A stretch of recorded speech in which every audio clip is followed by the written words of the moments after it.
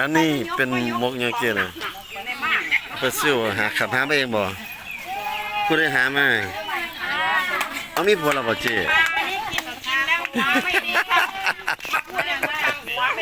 อันนี้ปลาบ้านเฮาบ่ได้เลี้ยงตัวบ่อันนี้ก็เฮ็ดเองด้านพร้อม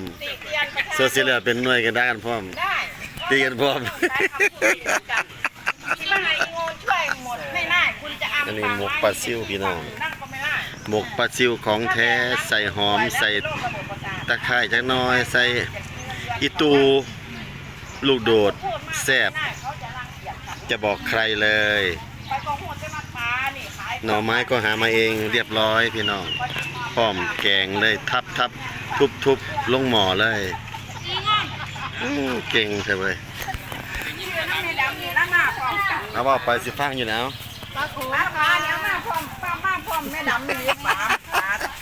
ก็ไปสิฟังอยู่แล้วมีเหตุผลค่ะรักการมีเพียบใช่ค่ะมีเหตุผลความรู้ท่วมตัวความรู้ส่วนตัวความรู้ท่วมหัวแม่ค้าขายของความรู้ท่วมหัวอย่ามาต่อฮะเอียงก่อใครถือกี่ใครถือแค่อ๋อถุงละ80 2ถุง150โอ้มื้อนี้แม่ค้าเราบ่สบายเป็นเราเงาเราบ่ยิ้มบ่หัวเลยคือผัวเราบ่เซิงให้บ่จังได๋ผัวบ่เซิงเป็นบ่ยิ้มบ่หัวผัวบ่ซ้ำเศร้า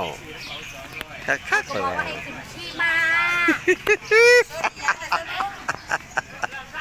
เราไปแล้วบ่เจอเราไปแล้วบ่กินกาแฟ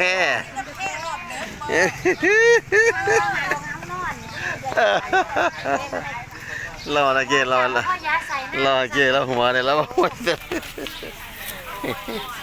อันนี้เป็นหอยขีกระต่ายหอยขีกระต่ายพี่น้องจากฝั่งลาวขามแพมาขามแพขามเรือมาอย่างดีอันนี้ก็เฮ็ดเลยหาเองได้พี่กันนี่ได้เฮ็ดขอเอาปลาเด้อแม่เด้อปลาโขงเด้อมาในนี่หอยหวานครับหายากของหายากหอยหวานอยู่ข้างภูเขาด้วยนะเฮ็ดหอยหวานค่ะหอยหวานหอยหอมหอยบ่หอมกันนี่ครบลูกละหันหอยบ่หอมใส่หอยบ่หอมนั่นค่ะบรรยายด้วยค่ะอันนี้หอยบ่หอมมันหอยอันขี้กระต่ายเพิ่นว่าเพิ่นผ้าว่าดอกอันนั้นหอยหอมหอยหอมไม่ค่ะโอ้ยมีจริงค่ะนี่ไง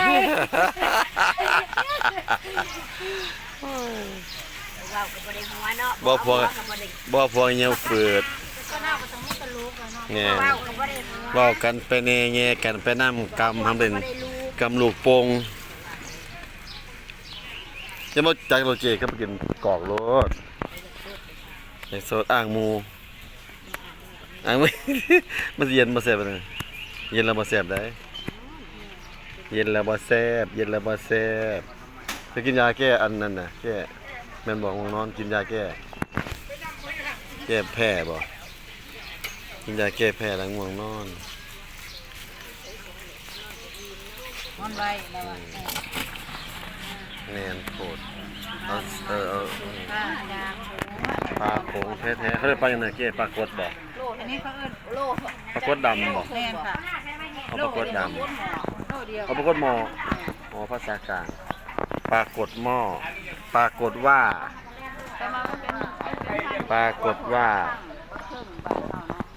ปลข้างปลาเคยขอบคุณเพื่อนๆที่เขามาติดตามเขามาชมกดไลค์กดแชร์ด้วยติดตามนะครับฝากช่องน้อยๆเนี่ยช่องใหม่